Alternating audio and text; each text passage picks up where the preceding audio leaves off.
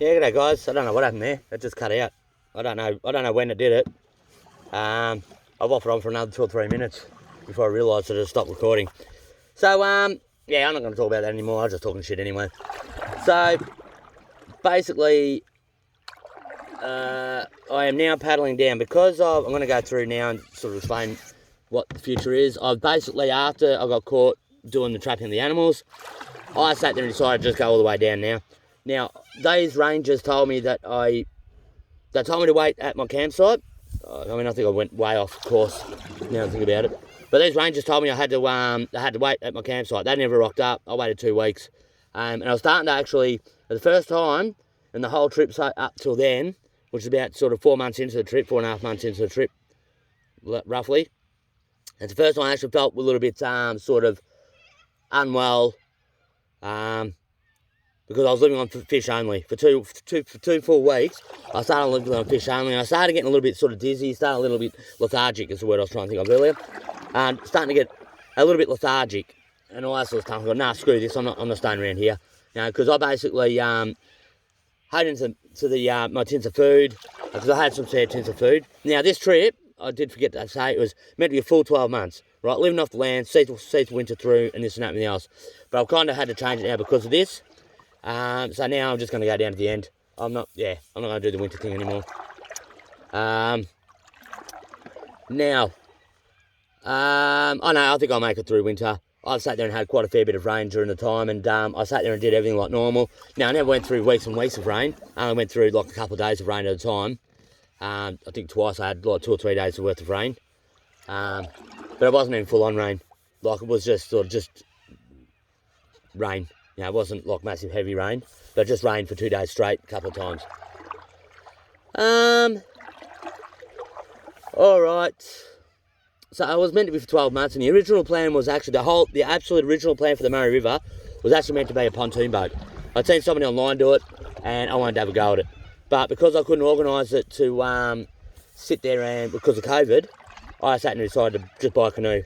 I didn't have to make nothing up or anything like that. It was just a canoe that was done, you know. So that's why I've done the canoe trip instead. And I sort of started following these people online. There's Andrew Robertson and Amy online, right? They are freaking brilliant. I was hooked on them, watching them, you know, watching them do their thing. You know, just watch them. Check the videos out, watch them. If you're into this sort of stuff, they're really good, really good. They're on YouTube. I watch them on YouTube, but I think they've got full Facebook pages as well. I'm not really into Facebook much. This will end up on Facebook, but I'm not really into Facebook much. I've got a Facebook page. I'm not anti-Facebook, but I just don't go on it. No, I just don't really go on it much. I was sort of used to it in the old days when I first not when I first got on it, but a few years ago when I used to watch a lot of funny videos and that. But I just got over it. Yeah, so that's what the trip was meant to be. It was a pontoon boat, decked out so I could sort of sleep on it. So, you know, I could just pull up to any tree, like even over that side. Like, you know, if you have a look here, you know, I showed you the cliffs. You know, I could pull up next to that at dusk and fish off the back and be able to sort of sit there and sleep the night there. You know what I mean? So that is what I wanted. That's 100% what I wanted. But I did the canoe thing instead because of just because of COVID. I couldn't organise. I couldn't get into shops to try and work things out. I think it would have cost me, I worked it out, that it may be about $4,000 all up to build the whole thing. And that's buying everything brand new from Bunnings. Right? Buying everything brand new from Bunnings. That is not going to scrapyards and trying to do it cheaper. So I reckon I could have halved that price if I'd gone to scrapyards or something like that and got the other. It would have been made out of aluminium. I would have been like a shed on pontoon floats, basically, is all it would have been.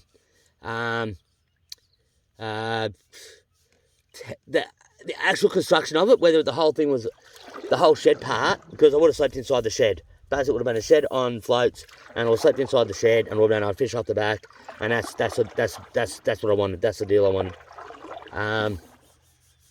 So yeah, I'm not 100% sure whether I would have, how I would have done it or anything like that. But I would have been able to do it reasonably easily.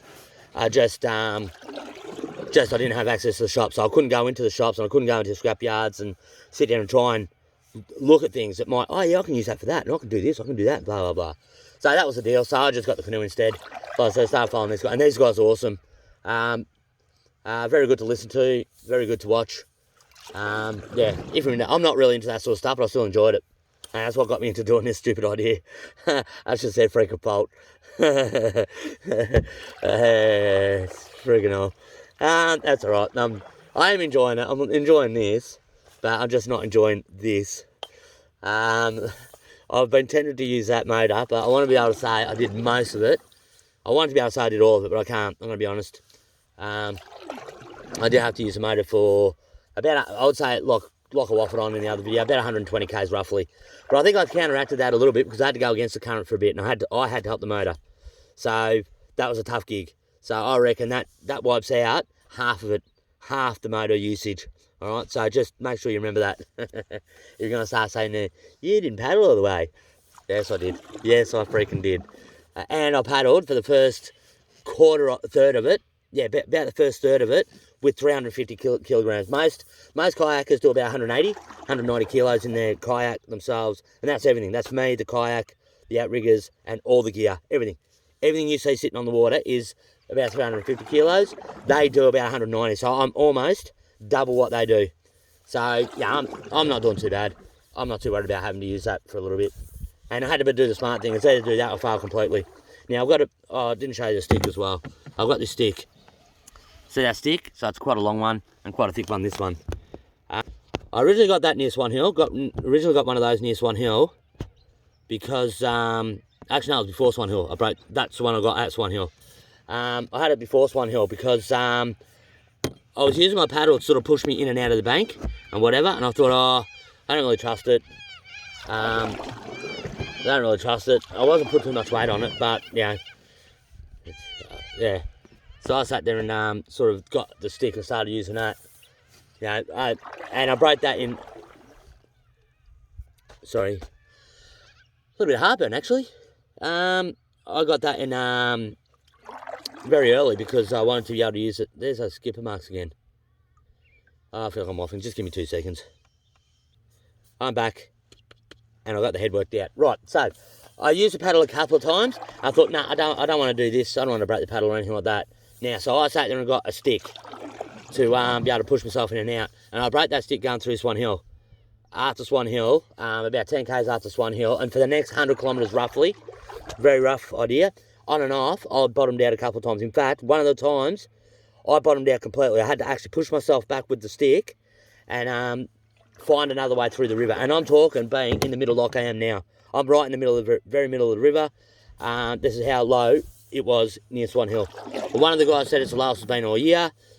There was a guy swimming, and he was halfway down the river as well, and it was only up to his waist. So, that was before. Was that after or before?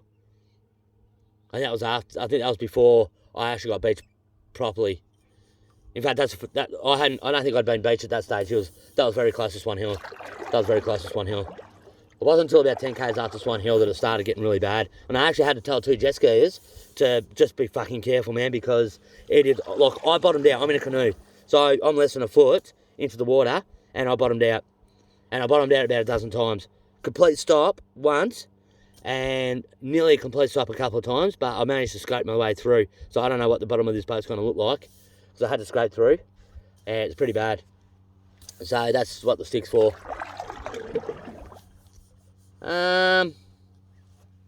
Alright, I can't really remember if I was talking about anything before. I waffle on sometimes, and I sort of start talking about one thing and another, and I can't remember if I finished off one story. So I'm hopeless with that sort of stuff. I hope you're following along. If you're watching, I'm mainly doing it for me to remember. I want to remember it in 5 years. See what happens. Alright, I've got to keep moving. I want to get to the next town, get something to eat. I might get some meat. Alright. I might actually start. Have I explained everything? So I've explained the ranges. I haven't finished explaining that yet. So I never heard back from the rangers. They never came back to my campsite. And they haven't sent me an email. Right, so, and they said they were going to if they needed to do anything and blah, blah, blah. But they 100% said they'll definitely come back to the campsite, not to move. Don't move, we're coming back. Right, well, I waited 2 weeks. I started getting really dizzy, started getting really lethargic and sore, and I mean, you know, I was going to say crappy subject, but no pun intended. But yeah, my number 2s were getting really bad, living off fish only. So I had to split. I had to go. So I packed up and left after about 2 weeks after they sort of did it, and I left. So I sat there and I'm in a big blue canoe. They wanted to find me, they would have been able to find me quite easily. They just get the cops and go, look for this really big canoe, right? Because once I got back to camp, I showed them everything I was doing. You know, I showed them what I was doing, that sort of stuff, and told them about the shelter. And that's the other thing. I might have hung around. I don't think I would have, because the fish only was not very good. Is there someone over there? There's an old caravan. It looks like it's been there for quite some time. There's an old car ute that looks like it is very dodgy. And there's a little bit of a pergola type gazebo thing. Not a bad setup. Most of the properties around here are private property. Oh, that's right. I saw one before, didn't I? Like a cubby house, tree house type sort of thing up the top of the hill. Most of this stuff's private property. This would be their camp. Somebody will own this property, and they'll come up here. This will be their holiday spot. Go camping, and they've got a spot to go camping every year. And it's a good spot too, nice area, good fishing area. They've got a snag right next to their good snag right next to the campsite. I don't know how deep it is. There's a good snag there, so they should be able to catch fish there. If they've got a boat, they can go over the other side here and fish. I love fishing out of boat into. Oh, I've got a really good story. Ha ha ha ha ha ha. You're going to have to wait till we get to... I don't know when it happened, actually, so I'll do it after this. Now, what was I talking about again? Oh, yeah, there's rangers. So I sat there and told... You know, they never got back to me, so I left the campsite. I'm trying to talk in between paddling when I had to do big paddles. Yeah, so I left. I just left. They'll be able to find me. And I haven't heard from them. I haven't got any emails or nothing, so I don't know what... I don't know if they're going to send an email to confirm that I'm banned from national... Because they told me verbally that I was banned for 5 years from national parks. But I don't have it in writing, so I don't even know if I'm on that. I thought I was at the time. And when I was talking to somebody on the side of the river, I've gone, hang on, I don't really recall. So I was talking to somebody else about it. Because they had problems with the rangers as well. They had different problems, not as bad as mine. But they had different problems. And they sat there and... well, as I was talking to them about it, I was going, hang on, I don't know. I never really got an email confirming the being banned. Now, I had thought about doing the 3-strike thing, right? So I got banned in Victoria, but wasn't banned in New South Wales, so I could go and do it in New South Wales. And I never got banned in South Australia, so I could do it in South Australia. But I kind of figured that I've heard nothing from them. So I haven't been fined, I haven't been booked or prosecuted, not getting prosecuted or anything like that. So I've had my strike. I've had my chance. That's it. I'm not gonna take a chance because those fines can get into the thousands and thousands, like tens and twenties of tens of thousands of dollars. So, and with 8 traps, never caught me with actual animals. I didn't have an animal at the time. And any animals I did, any carcasses of animals to keep foxes and other things away, I used to throw them in the river. I used to go right down river about, sort of 100 metres, 200 metres, and anything I didn't use, I'd throw into the river. I'd sit there and just throw it in the river and let the animals in the river have it. So the yabbies and the things should be 24. I'm going very... Oh, 62. I've done a bit more than that. Have I? No, I haven't. I think 64 was the last one. I'm going very slowly. It's not... I should be going a little bit quicker. Alright, so I might start getting into the actual trip now. So I never heard anything back from the rangers, so that's it. I'm going to keep going. I'm going to I just left. And that was it. Went to Eachrambury, and I'm at a place called Blanchetown. Now, I'm going to start actually going through the trip now. I'm going to actually start describing from start to finish, right? Basically, from the start till now. Now, I sat there and started Yarrawonga on the 6th of November. I kid you not, literally within 20 minutes of getting on the river, it pissed down rain, thunderstorm, lightning, right? I'm telling you, no hail, but it was absolutely pelted down for about, only lasted about half an hour, but that was enough damage. 20 minutes. And I kid you not, if you know Yarrawonga, you've got the boat ramp right next to the weir. And I sat there and didn't even get past the caravan park, and it started raining. I got to a day tripping area, and I had to pull over there to sort of sit there and just cover myself over and assemble my gear with a tarp, and just wait till the rain stopped. And it sort of stopped about sort of 10-15 minutes after getting to that spot. So I got back in the canoe. I put everything back in the canoe. I got everything that sort of needed to sort of keep dry. So at that stage, my sleeping bag was in a was just in a plastic bag. It was just in a like one of those pink tidy bags, the 27 litre bin bag things. So that was all it was. And I thought, nah, screw it. I'll change everything, change my boxes around so I could have my sleeping bag inside a bucket. And that saved me quite a few times along the river. So that was a smart thing to do. Although the sleeping bag didn't get wet, even though it was only in a thing. And I don't know if that was a truck or lightning or thunder. It doesn't really look like it should be a thunderstorm around. It is quite overcast. This is probably the worst day I've had. No, it's about equal. It looks worse. Actually, it looks worse. It does look like the worst day I've had for quite some time. I've had other overcast days and even rain, but this looks like it could turn bad. I don't know yet. Over that side looks a bit bad, and I can't really tell because I'm moving with the trees. I can't see if the clouds are moving because I'm moving, so I can't tell which direction the clouds are moving. Unless I can see the sun and the clouds going past the sun, I can't see if the clouds are moving or not. Can't see which direction they're going in. So I've got nothing still to compare it against.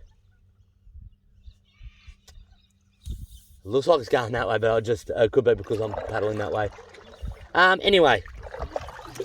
So, yeah, Yarrawonga, I had to pull over. I pulled over for about sort of 20 minutes or so. It stopped raining. I put everything back at Canoe and I started paddling. Now, I think I paddled around for about 2 hours, roughly.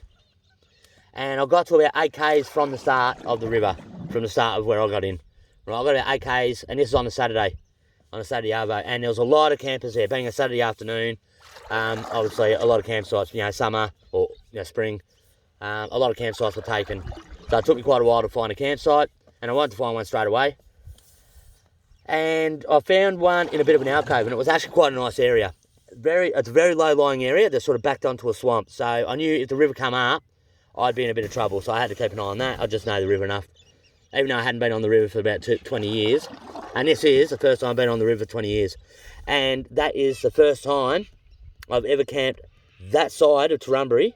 So the eastern side, so upriver of Turrumbary, ever. I fished there a couple of times maybe at a tree because I did I did go to a caravan park there once, again about 20 years ago when I was in Bendigo. We went, just had a piss up or whatever, had a couple of boys going after a piss up.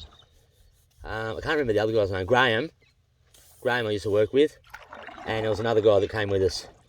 I can't remember his name. But I sat there and that's the only time I fished there. I'm pretty sure that's the only time I've ever fished upriver of Turrumbary, ever. So I camped along there. Whatever. So anyway, got into Yarrawonga. I found a spot, got in there, very low lying area. What are we at, 18 minutes? Very low lying area. So I sat there and pulled in there, had to keep an eye on the river. Now, I was parked it looked like a campsite where you can have sort of 3 separate camps there. Right, it's called Forges Bend, I think. Or Forges Bend 2, if I remember correctly. In Yarrawonga. It's about 8 k's. It's about 8 kilometres. 8 kilometres down. So I sat there and pulled in there and set my camp up, and so I just had a bit of a fish. Then sort of went to bed. That's it. Got everything dry. Now that I showed you my tent. It's well, I didn't actually show you, but I showed you sitting in the thing, right? It's only a small tent. It's only a hiking tent. It's supposed to be 2 people. That is only for couples. Okay, you're not going to be want to sharing that tent with your sister or something like that, because it is way too close. You will be way too close to them. Fucking hell. Unless you're that way inclined. Unless you're into that family bonding. But I'm definitely not. Love my sister, don't get me wrong. Love my sister to death, but yeah, definitely not into that sort of family bonding. And yeah, so I had the big tent. I had what's called an RV5, right? So it's got a frame inside that you pull up. It's like a cantilever sort of thing. Look it up online, really good tent. I got that because I was going to do the full winter. So I wanted something that was going to be decent to sleep in or be in, especially for winter when it sort of rained a lot. And that was my saving grace because that was a shit start of the trip. Really, really shit start of the trip. And I kid you not, literally within 20 minutes, I hadn't even gotten to the end of the Yarrawonga Caravan Park and it started pissing down. So it was really shit start to the trip. But when I had to pull over and I was huddled underneath the tarp with all my, a lot of my gear, a lot of the gear I didn't really want to get any more wet than it already was. I sat there and I didn't go, oh, fucking hell, what? Oh, so it's not going to be 12 months. I've gone, oh well, this is it. Like, just opened up a tin of baked beans and just sat there and just because on the Saturday I hadn't eaten all day. I don't know if I had anything for breakfast, but I hadn't eaten since breakfast if I did have something for breakfast. So yeah, I pulled, and this is probably about 3 o'clock in the afternoon when I sort of sat there and actually got on the river and started paddling. So I hadn't eaten for a fair bit. And I figured, oh well, I'll just eat a tin of baked beans. Because even though I was living off the land, I did have a token amount of food with me. I had quite a few tins of food with me, just in case. If I failed at trying to catch animals, I didn't want to sit there and stop straight away. I'd have enough food to get to a town and sort of work things out. If I couldn't set up the traps to catch animals. Actually, I suppose I didn't go through. I just might divert for a little bit. The animals I did catch were cockies, ducks, possums, kangaroos, waterbirds. And I think that's it. They're like a crane type thing, waterbird. They're like a grey colour. I thought they were a little bit blue, but I think when I got them, when I had it in my hand, I think it's more grey. I think it's a grey colour. Looks a little bit like light blue or a grey, a mid-grey sort of deal. But yeah, they were nice. They were quite nice. Ducks were nice. Everything was nice. Possums weren't. Possums, they were a pain in the ass to eat. If I caught them, I ate them. But they're like eating a whole animal of chicken wings, right? Like chicken, trying to get the meat off.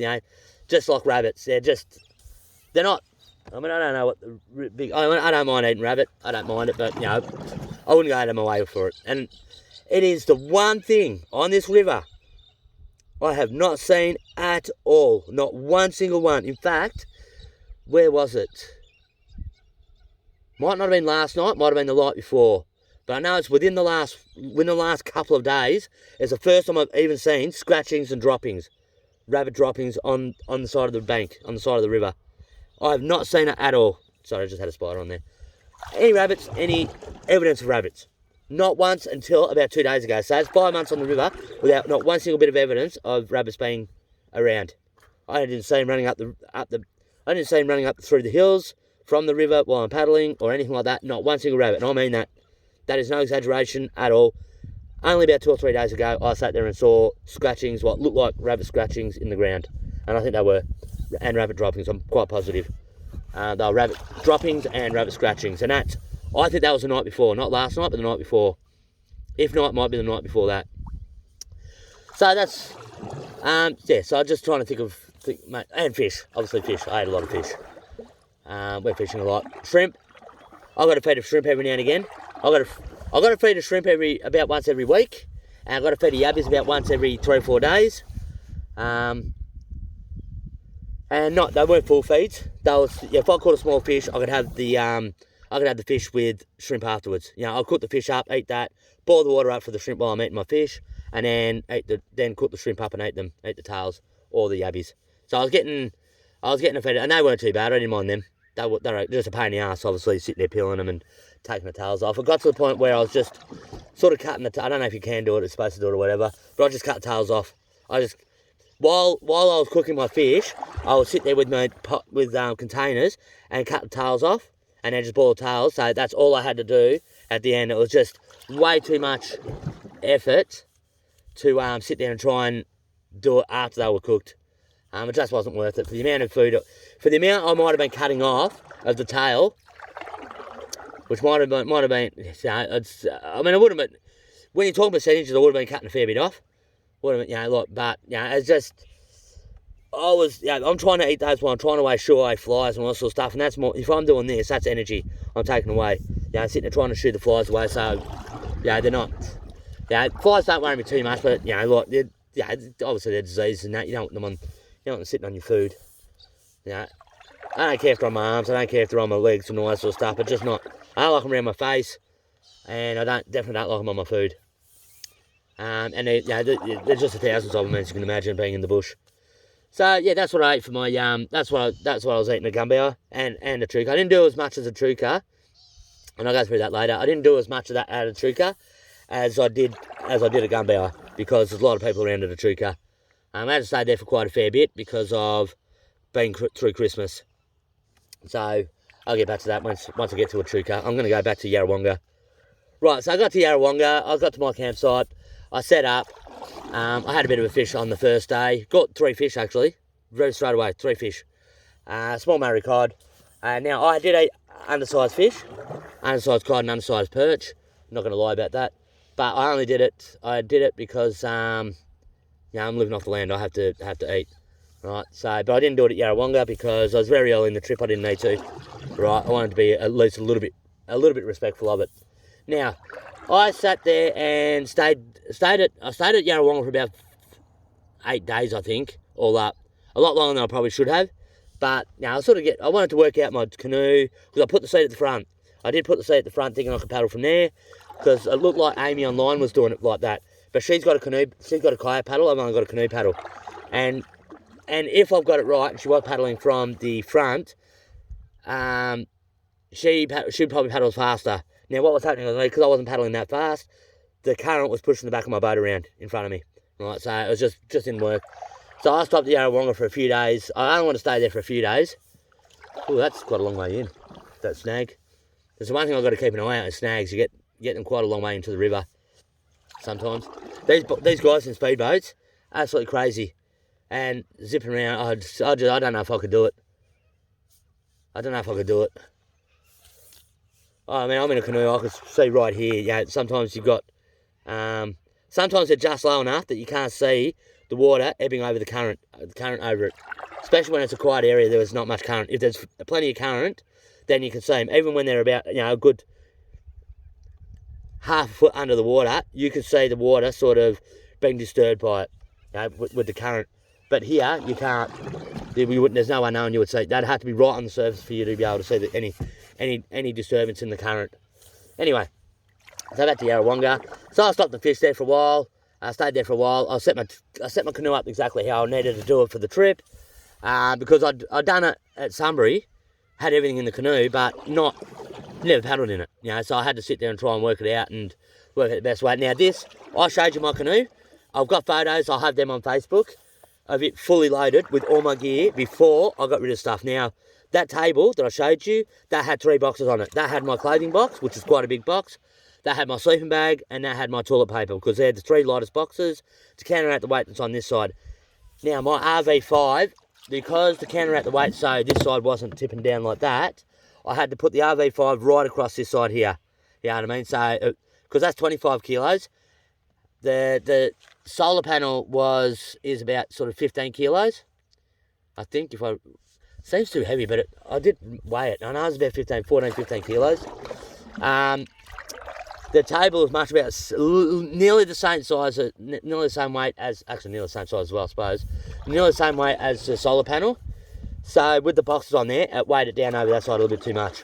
Right, so I sat there and had to put the RV5, because that's like a 25 kilo tent. It weighs 25 kilos, it's quite a big tent, but it's a big one. Well, inside space is about 2.5 by 2.5 metres, so it's a small shed. And that saved me in Yarrawonga on my first night when I got drenched. Because I was able to go in there and have a nice, good, big area inside where I can change out of my wet clothes and change into some dry clothes and all that sort of stuff. It was really good. That was a bit of a saviour. So that it would have been a really shit first day, but it turned out to be okay. It turned out to be a glorious day. Nice and sunny and all that sort of stuff afterwards. It was just one of those storms that just blew through really quickly. Now, while I was at Yarrawonga, what are we at? 29 minutes. All right, I might stop here and start again straight away. Stop.